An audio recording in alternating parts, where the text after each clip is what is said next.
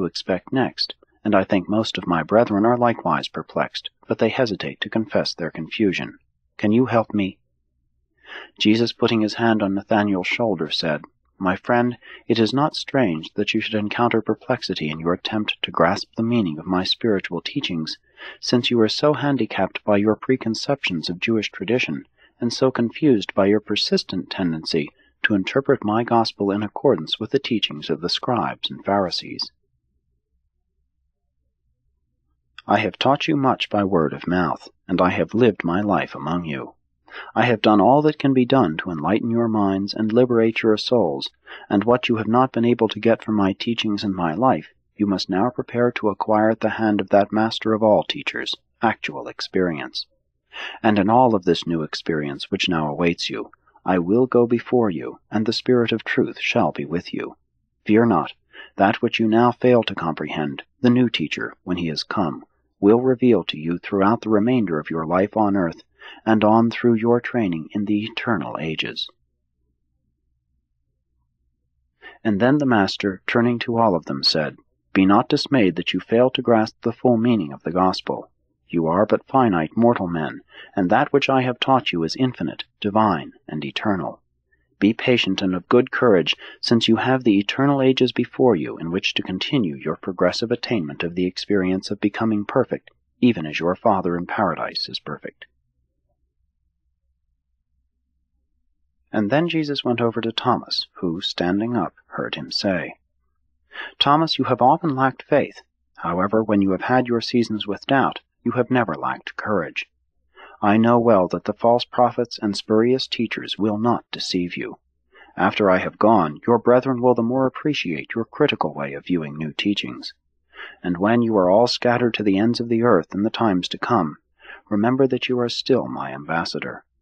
Dedicate your life to the great work of showing how the critical material mind of man can triumph over the inertia of intellectual doubting when faced by the demonstration of the manifestation of living truth as it operates in the experience of Spirit-born men and women who yield the fruits of the Spirit in their lives, and who love one another, even as I have loved you.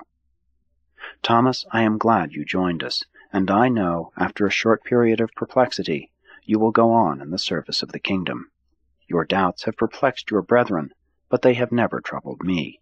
I have confidence in you, and I will go before you even to the uttermost parts of the earth."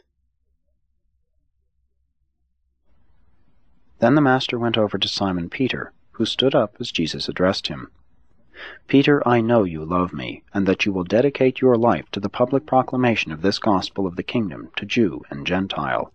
But I am distressed that your years of such close association with me have not done more to help you think before you speak. What experience must you pass through before you will learn to set a guard upon your lips? How much trouble have you made for us by your thoughtless speaking, by your presumptuous self-confidence? And you are destined to make much more trouble for yourself if you do not master this frailty. You know that your brethren love you in spite of this weakness, and you should also understand that this shortcoming in no way impairs my affection for you, but it lessens your usefulness and never ceases to make trouble for you. But you will undoubtedly receive great help from the experience you will pass through this very night. And what I now say to you, Simon Peter, I likewise say to all your brethren here assembled. This night you will all be in great danger of stumbling over me. You know it is written, the shepherd will be smitten, and the sheep will be scattered abroad. When I am absent, there is great danger that some of you will succumb to doubts and stumble because of what befalls me. But I promise you now that I will come back to you for a little while, and that I will then go before you into Galilee." Then said Peter, placing his hand on Jesus' shoulder, "No matter if all my brethren should succumb to doubts because of you, I promise that I will not stumble over anything you may do. I will go with you and, if need be, die for you."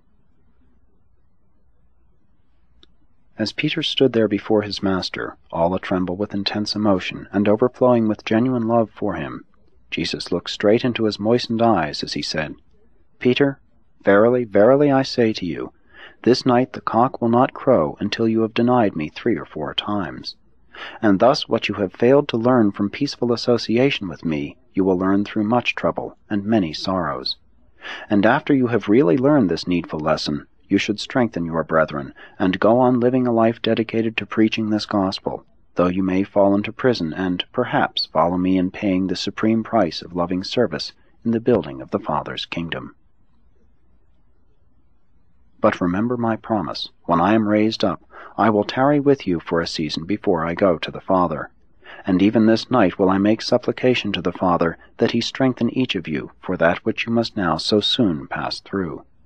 I love you all with the love wherewith the Father loves me, and therefore should you henceforth love one another, even as I have loved you. And then, when they had sung a hymn, they departed for the camp on the Mount of Olives.